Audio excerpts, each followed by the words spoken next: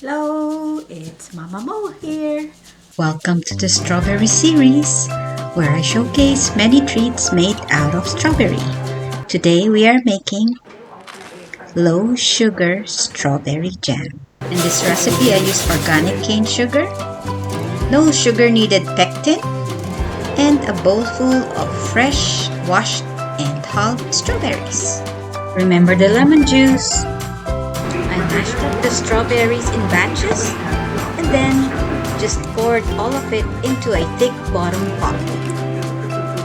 Add the lemon juice, give it a stir. We add the pectin, mix well before we put everything over high heat. We wait for a rolling boil. Keep stirring.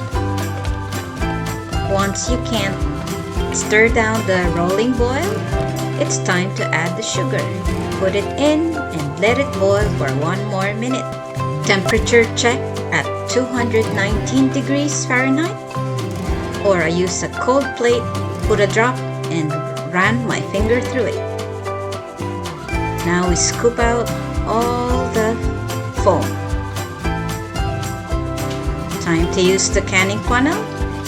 Ladle in the jam. Hi, baby. There you go. Jam is ready. Thanks for watching.